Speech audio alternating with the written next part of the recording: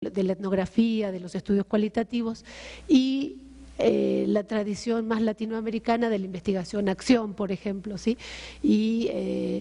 el involucramiento, lo que decía Elsie, lo que decía Ruth, el involucramiento del investigador en los procesos y con los sujetos, ¿no? Y aquí, bueno, hay toda una discusión que a lo mejor después la podemos tomar. ¿Qué quiere decir esto del involucramiento, ¿no? ¿Cómo esto quita o no legitimidad a los procesos de investigación y de veracidad en los actores que se juegan en los procesos? Para mí, la formación en el DIE abrió otros caminos que justamente por la tradición del sur hasta ese momento no se perfilaban. Puntualmente me permitió mirar a una disciplina como la antropología en relación con el Estado, porque la antropología en Argentina, por lo menos hasta hace 20 años atrás, no tenía una implicación y un involucramiento como lo ha tenido en el Estado aquí. Sí, los antropólogos aquí han tenido una influencia muy fuerte en la dirección de las políticas públicas y en algunas orientaciones particulares. Y este cruce con una disciplina que ha tenido una incidencia en el discurso del Estado, para mí ha sido muy marcante y me ha permitido, bueno, pues meterme a entender algunas lógicas que desde otros contextos no se entienden. Creo que también la discusión aquí en el DIE, en el sentido de que la formación ha sido, bueno, en cruce con otras disciplinas, creo que eso es muy enriquecedor en el sentido de que muchas veces la formación disciplinaria es tan cerrada, ¿sí? Y estas otras formaciones más multidisciplinarias permiten comparar situaciones educativas o no educativas, escolares o no escolares, que de otra forma quedan muy cerradas en las propias disciplinas, ¿sí? Y una de las discusiones por las cuales yo me enfoqué a esto de lo antropológico educativo, sí tuvo que ver con una tradición que tiene que ver con la tradición anglosajona y con la tradición que también creo se desarrolla aquí en México y en algunos otros países de Centroamérica, que es justamente esto de los estilos culturales de enseñar y de aprender, cosa que para hace 20 años atrás, por la tradición antropológica en el sur, esto no era un tema de discusión central, hoy ya sí lo es. Otro de los aspectos que creo que me han permitido pues pensar sobre el campo de la antropología educativa tiene que ver con entender la relación escolar y fuera de lo escolar, con grupos que en este caso, obviamente los antropólogos, como muchos ya saben, estamos obsesionados por determinados tipos de poblaciones y en muchos casos se cierra el foco a pensar otros grupos, otras poblaciones, otras comunidades que padecen las mismas situaciones de inequidad, exclusión en contextos de alta desigualdad. Y creo que en este sentido la antropología educativa, en cruce con otras disciplinas y con otros discursos disciplinarios más bien, permiten abrir y entender esos procesos de inequidad, solapamiento, cuando se superponen en discursos y parece ser, se ven cosas que no son en realidad. Y en este sentido, quizás para ir cerrando un poco, creo que las definiciones ya están puestas sobre la mesa, pero en un primer nivel creo que sí hay una cosa propia, si es que es propia de la antropología educativa, creo que tiene que ver con esto de lo que él se ha escrito ya en muchos trabajos, de documentar lo no documentado, y lo que otras tradiciones de antropología educativa o también antropológicas, quizás que no incursionan en el campo de lo educativo, llaman por descotidianizar o desnaturalizar, ¿sí? Esta posibilidad de dejar a la luz una multiplicidad de procesos que encubren poder, asimetría, relaciones de desigualdad y confusión de discursos. Y finalmente, bueno, este contraste entre las tradiciones yo creo que genera muchas tensiones en la formación, pero también por lo mismo puede generar una mirada en algunos casos compleja de algunos fenómenos, y en este sentido mi campo en el que he trabajado aquí en el DIE durante la maestría y el doctorado, y que sigo trabajando, justamente tiene que ver con la presencia de la diversidad en la escuela pública general. ¿Sí? Estas fueron mis primeras preguntas de trabajo antropológico, ¿no? La existencia de la diversidad, obviamente en los primeros tiempos muy centrada en la situación de pueblos indígenas, niños indígenas, jóvenes indígenas, pero entendiendo que la diversidad no está, la diversidad está en este contexto general y no solamente en estos espacios donde particularmente la discusión sobre pueblos indígenas se vio esencializada, esta ubicación de lo indígena en contextos particularmente rurales, fuera de lo que no tiene que ver con la ciudad o ámbitos donde la presencia indígena no es que no existe, sino que existe, pero ha sido invisibilizada, negada, y que hoy estamos en otro momento discutiendo estas cosas, ¿no? Entonces, a lo mejor dejo eso ya para después.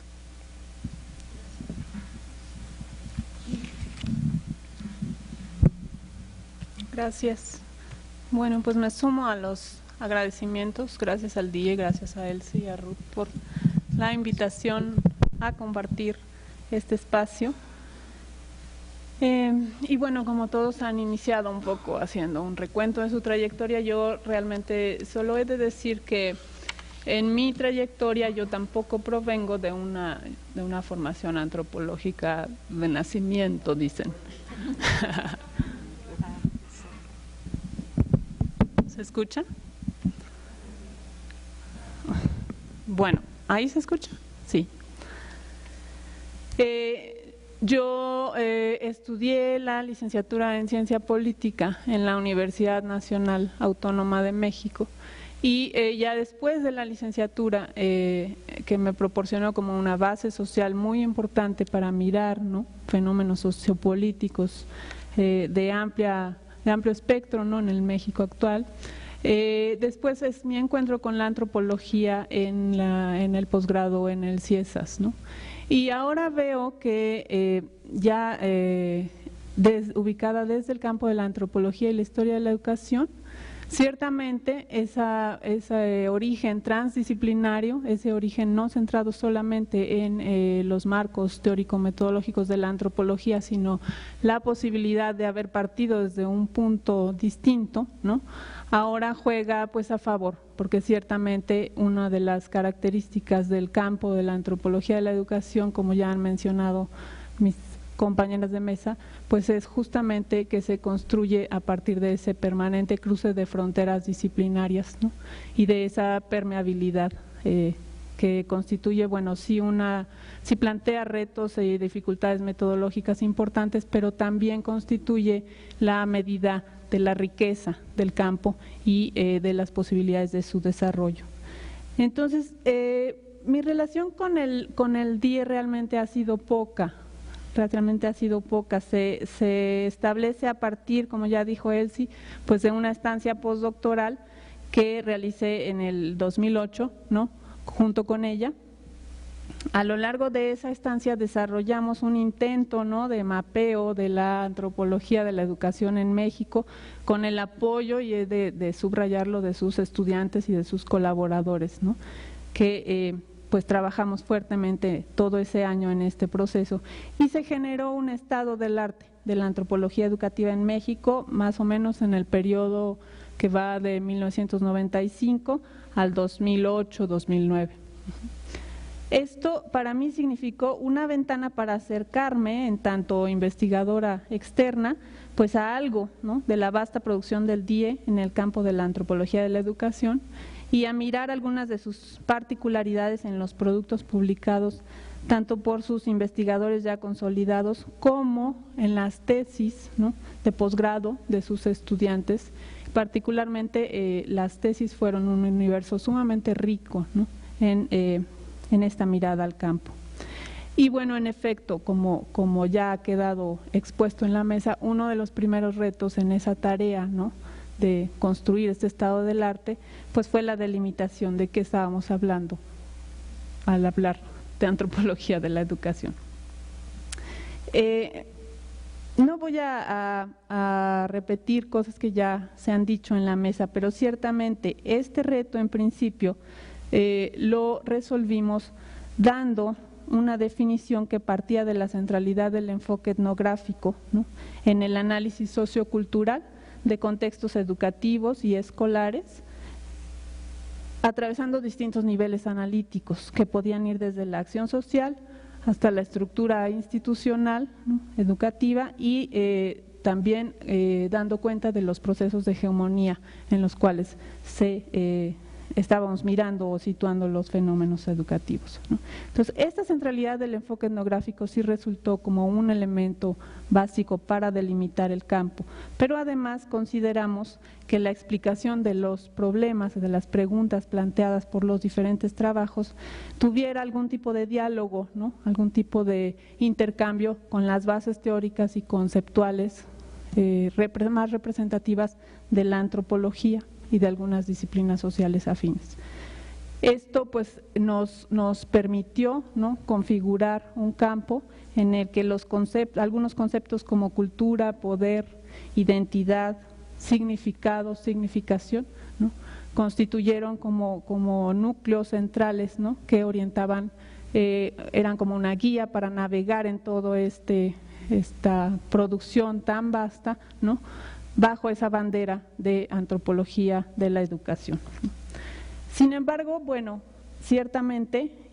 subrayo que la antropología educativa constituye un campo, creo yo, en vías de consolidación, ¿no?, donde ciertamente convergen muy diferentes tradiciones disciplinarias, ¿no?, desde las macro disciplinas como la sociología, la psicología, el lenguaje, la pedagogía, la historia, ¿no?, y también sus marcos teórico-metodológicos muy diversos, ¿no?, no exclusivamente etnográficos, como ya lo mencionaba Elsie. Entre ellos, en este estudio, ¿no?, aparecieron pues la sociología cualitativa, el análisis del discurso, la sociolingüística, la psicología social, el estudio de políticas públicas, la historia oral, en fin, una amplia gama de marcos teórico-metodológicos ahí presentes. Entonces, de hecho, es un campo que por naturaleza se desarrolla en estrecha relación con otras ciencias educativas y asume este enfoque interdisciplinario, lo que hace pues arbitraria cualquier frontera, ¿no? Por lo mismo, podemos pensar que ya dentro de la antropología institucionalizada en los centros académicos, con publicaciones, con programas de grado, ¿no?, hay otros tópicos quizá como la etnicidad, la medicina, la migración o la antropología de la religión, frente a los cuales la antropología de la educación se encuentra menos acuerpada y su delimitación es más porosa, ¿no?, lo cual no necesariamente constituye una limitante, sino, insisto, es la medida de su riqueza. Bueno, sobre esta delimitación que trabajamos junto con Elsie y sus colaboradores, ¿no?, ciertamente lo que definía esta filiación, ¿no?, en el campo de la antropología de la educación de los trabajos era la centralidad del tipo de preguntas que se hacía, lo que ya mencionaba Ruth, ¿no? La pregunta estaba en el centro, más allá que las cuestiones metodológicas o incluso que los marcos conceptuales. Entonces, sobre ese tipo de preguntas, el estado del arte que construimos, ¿no?, arrojó 9 grandes líneas temáticas, de las cuales quiero mencionar brevemente, ¿no?, en todas las cuales la investigación producida en el DIE tiene un peso muy significativo, lo cual pues da la medida de la aportación del DIE a la construcción de este campo de la antropología de la educación a nivel nacional, ¿no? Y bueno, voy a mencionar brevemente cuáles fueron estas 9 líneas temáticas, ¿no?, como un poco para dar la perspectiva de las aportaciones del DIE en esta visión más nacional, ¿no? La primera línea temática fueron las estructuras y culturas escolares, ¿no?, una línea fundamental, ¿no?, con grandes aportaciones del DIE, una línea de las más consolidadas en el campo, ¿no?, que enfoca los procesos por los cuales las culturas escolares en plural, ¿no?, y sus estructuras administrativas y directivas se reproducen, se negocian, se resisten o se reelaboran en las relaciones sociales cotidianas.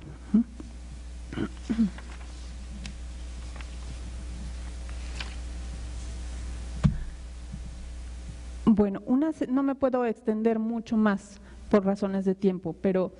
de cualquier forma,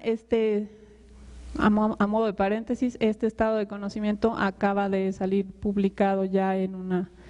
un libro coordinado por Catherine Anderson Levitt y próximamente va a salir en el anuario antropológico de la UAM. Entonces, bueno, estaremos pendientes para que se pueda también circular por acá. La segunda línea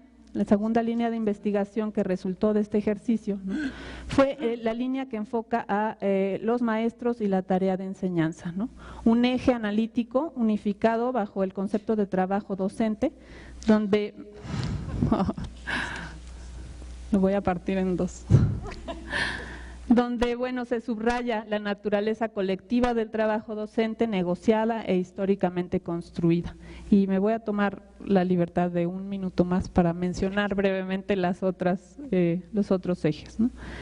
El tercero fue la etnografía de la interacción en clase, una línea muy novedosa que integra el análisis del discurso con el acercamiento etnográfico, antropológicamente informado, y que gesta pues nuevas aproximaciones, ¿no?, en las cuales tanto la agencia estudiantil como la agencia de los docentes se sitúan en contextos culturales específicos. La cuarta línea fueron los estudios sociolingüísticos en lenguaje y cultura escrita, ¿no?, una línea también largamente consolidada ya en contextos escolares y también prácticas y narrativas culturales más allá de la escuela. La quinta línea, ya la mencionaba Ruth, es el aprendizaje cultural y la socialización infantil, ¿no?, como una importante línea antropológica que reúne trabajos que se aproximan al aprendizaje como un proceso mediado por factores sociales y culturales y no como resultado directo de los métodos o de las modalidades de enseñanza. La sexta línea de investigación fueron la línea de culturas juveniles, una línea interdisciplinaria a la que también los investigadores del DIE han aportado desde diferentes marcos teóricos. La séptima línea en la cual yo me ubico y que también tiene una larga trayectoria en el CIESAS es el estudio de la etnicidad como un constructo político, ¿no? La octava línea es una línea emergente centrada en la migración indígena y en el estudio de las escuelas urbanas y de la diversidad urbana, en la cual pues Gaby ha hecho también aportes relevantes. Y finalmente, aunque no se trabajó como una línea temática por sí misma, ¿sí?, es un aspecto fundamental de la antropología de la educación el trabajar la dimensión histórica de los procesos educativos, ¿no?, a lo cual el DIE ha contribuido sin duda con sus significativos llamados a historizar la antropología de la educación. Y bueno, por razones de tiempo aquí llego. Gracias. Bueno, como pueden ver en esta primera parte hay un planteamiento muy bueno e introductorio en tanto esta necesariedad de un enfoque interdisciplinario de las diferentes disciplinas y cómo se involucran con aproximaciones y ideas más o menos generales. Entonces la idea de esta segunda parte y esta segunda ronda sería como adentrarse un poco a esto que Ruth señalaba de lo que se ha aprendido en términos de esta mirada crítica para comprender estos procesos educativos dentro de la escuela y otros contextos. Entonces ahora vamos a pedirle a cada una de las cuatro ponentes pues que nos compartan estos trabajos para comprender esta mirada crítica o esta mirada crítica que permite comprender estos procesos educativos y que seguramente nos han llevado, las han llevado o ha llevado a la investigación, a reflexiones y aportaciones en la política educativa. Entonces, podríamos desde el enfoque de Gabriela Sarni y Erika González, y en ese sentido invertimos un poquito el orden en la siguiente ronda, desde su experiencia en estos contextos de educación indígena, que pudieran hablarnos sobre estas reflexiones hacia las prácticas de estos sujetos en estos contextos educativos, y después le damos la palabra a Ruth y finalmente a Elsie. Gaby.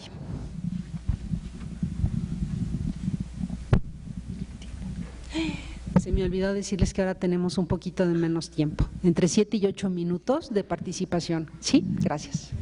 Bueno, yo creo que lo que aprendemos trabajando desde una perspectiva etnográfica amplia es a interaccionar en el campo y a poner en juego los saberes y el diálogo, ¿sí? Un poco retomando esta tradición de la transformación de los sujetos en el proceso de investigación, o sea, esta relación sujeto-objeto, en un principio sujeto-objeto, y todo lo que se pelea en esa relación. A mí me parece que la producción de conocimiento tiene justamente que ver con la posibilidad de transformación de los sujetos involucrados en el proceso etnográfico.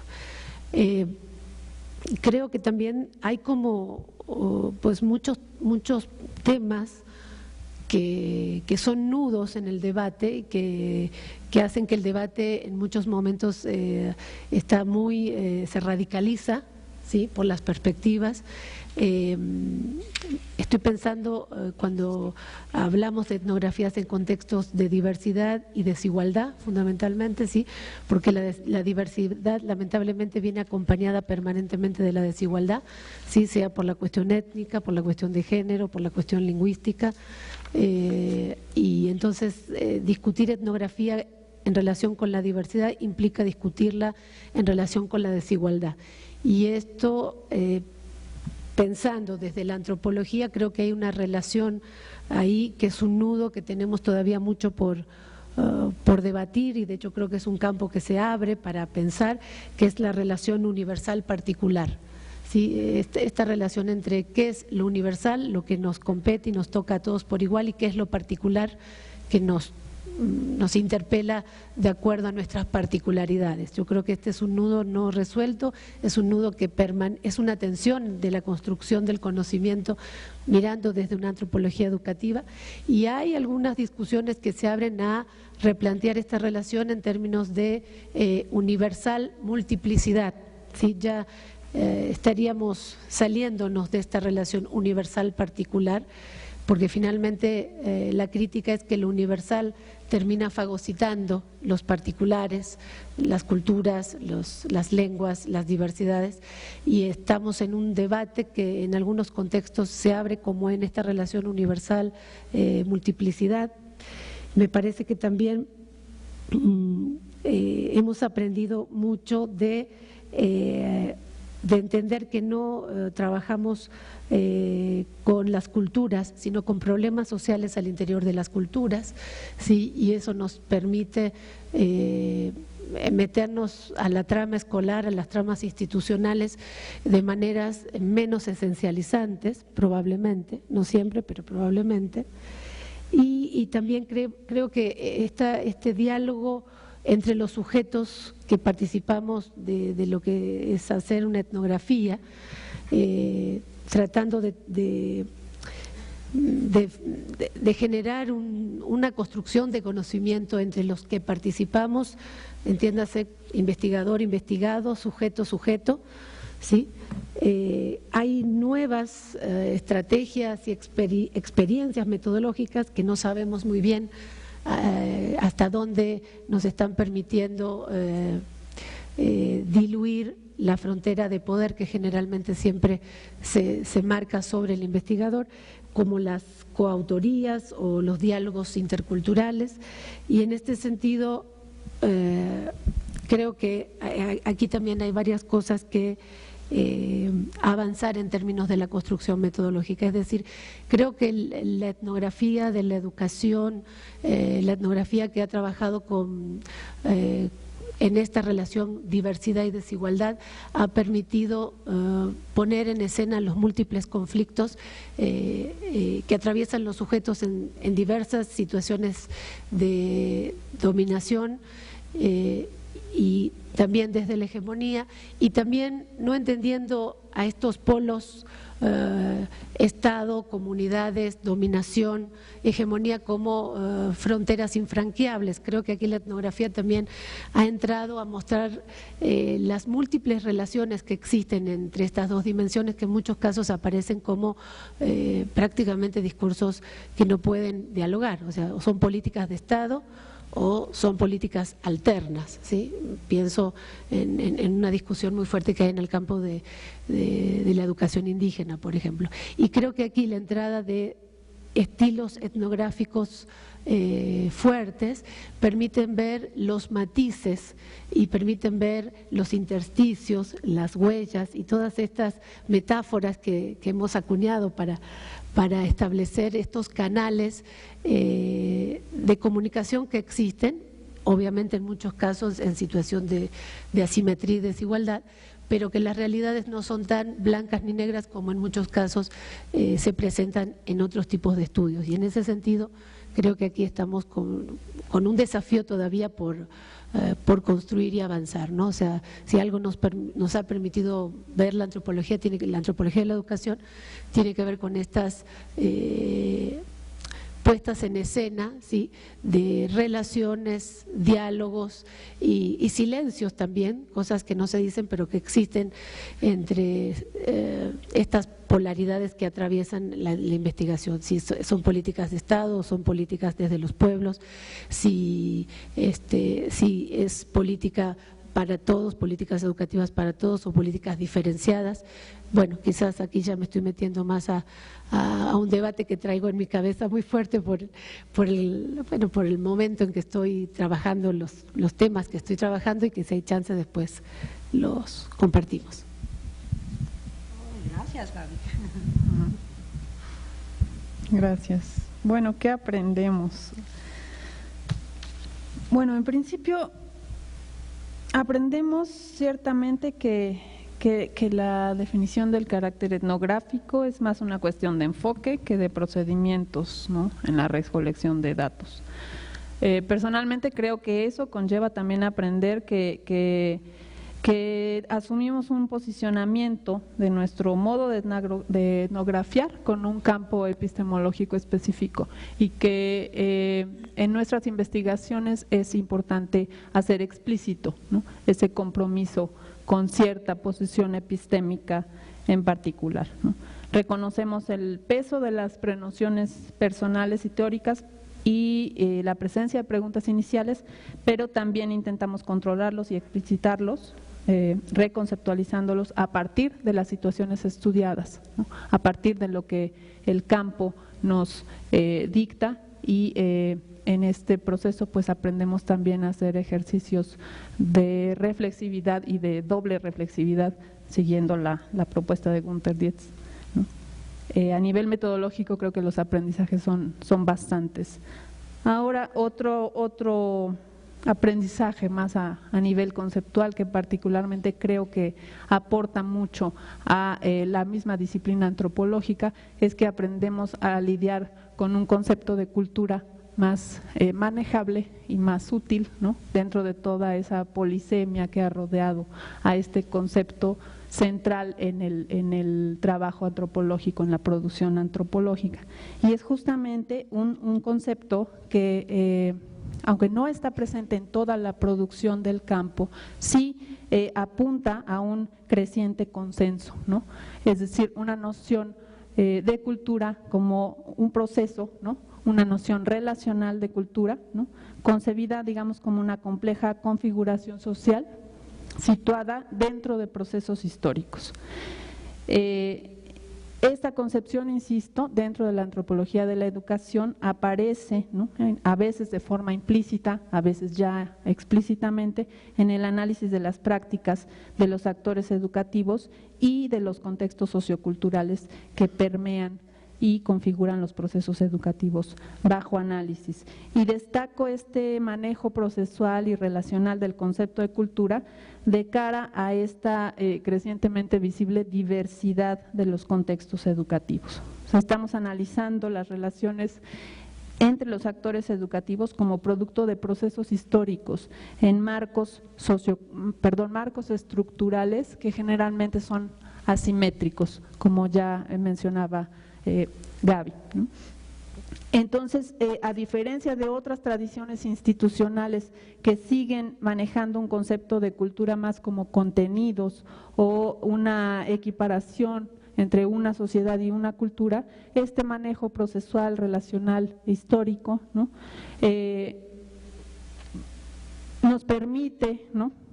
concebir la etnografía mucho más allá de ser meramente una vía para obtener repertorios de contenidos o de rasgos culturales a quienes trabajamos con el tema de la diversidad, ¿no? Y nos lleva también a una segunda preocupación teórica, que creo que también constituye otro aprendizaje, ¿sí?, que es la necesidad de hacer explícita la relación entre este concepto de cultura y el concepto de poder, es decir, la relación cultura-poder que enmarca la acción social, ¿no? Al abordar la cultura en tanto mediada por el poder e inmersa en procesos de construcción de hegemonía, ¿no?, las realidades educativas van siendo analizadas como procesos conflictivos de negociación del orden social, y esto plantea ciertamente el problema de describir esas interacciones sociales en dichos términos y de dar cuenta también, de las dimensiones estructurales y macrosociales que los circunscriben. En el campo en particular que yo trabajo junto con otros colegas en el CIESAS, que es el de etnicidad, escuela y actores étnicos, el hacer explícitas estas relaciones, ¿no?, entre cultura, poder y hegemonía, nos han permitido analizar las apropiaciones escolares hechas desde lo étnico, por ejemplo, ¿no?, los procesos de etnogénesis o de apropiación étnica que están orientando la relación de ciertos actores indígenas y no indígenas con la escuela, ¿no?, y con las políticas educativas. Nos están permitiendo también de construir discursos de política educativa vigentes hoy día, como el discurso de la educación intercultural,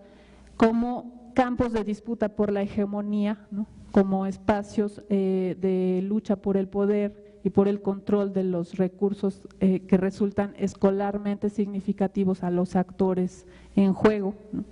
Y finalmente, pues nos está permitiendo explicar nuevas configuraciones de actores educativos en contextos de diversidad, entre ellos los profesionistas indígenas o incluso los académicos no indígenas involucrados en estos procesos, y bueno, debatir, ¿no?, toda una serie de cuestiones epistemológicas relacionadas con este posicionamiento. Entonces, en síntesis, pues lo aprendido, aprendemos que los contextos socioculturales no son periféricos, sino son centrales, ¿no?, a las realidades y procesos educativos. De igual manera, los contextos sociopolíticos y estas relaciones entre la cultura, la identidad, el poder, dentro de procesos históricos de larga data. Ahí cerraría algo de los aprendizajes. Muy bien. ¿Qué hemos aprendido en el día a partir de la antropología de la educación? Voy a restringirme a dos puntos. Uno, un poco sobre mi propio trabajo, y otro sobre el trabajo de los alumnos de la maestría, que realmente son ellos también que han producido una gran parte de lo que es la investigación desde la perspectiva de la antropología de la educación con sus tesis. Entonces, voy a hablar un poco de las problemáticas que hemos acercado y también con esta perspectiva. Entonces, en mi caso, he hecho mano, como dicen, a varias disciplinas, a la psicología social, a la psicología de desarrollo, a la sociología, en gran parte, y también a la teoría antropológica, para estudiar lo que se puede decir es el proceso de aprendizaje indígena en contextos de familia y comunidad. Y lo he hecho esos trabajos en La Merced, aquí en el DF, en el mercado, y también en varios pueblos, comunidades del municipio de San Felipe del Progreso. Y para ponerlo de manera demasiado breve, lo que voy a identificarlo como una tradición sociocultural de aprendizaje que contrasta en muchos sentidos con lo que es la tradición de aprendizaje y enseñanza que hay en la escuela, y un aprendizaje basado en otra tradición de pedagogía, de organización y control, de planeación del aprendizaje. Entonces, eso he estado tratando de plantearlo como educación indígena, en el sentido de que no es algo que vale la pena hablar de educación en el gran sentido, y no solo como algo no escolar. Y también caracterizarlo, reconocerlo como un proceso así que es tanto efectivo y eficaz como cualquier escolarización en cuanto al aprendizaje. Cultura es importante ahí, trato de problemáticas como comprender a fondo lo que es la autonomía en cuanto al aprendizaje, la responsabilidad para el aprendizaje, iniciativa, motivación. Otra comprensión de lo que se ha conceptualizado como una dicotomía entre lo individual y lo colectivo frente a la tarea de aprendizaje, etc. En cuanto al trabajo de los alumnos de la maestría y doctorado con quienes he trabajado, hay que reconocer que hay una gran variedad, una amplia gama de problemas que se han estudiado, y nada más para mencionar algunos que he tenido yo, que han trabajado con una orientación y una perspectiva de la antropología de la educación. Por ejemplo, hay una tesis sobre el aprendizaje en museos. Hay uno sobre conflictos morales en el magisterio.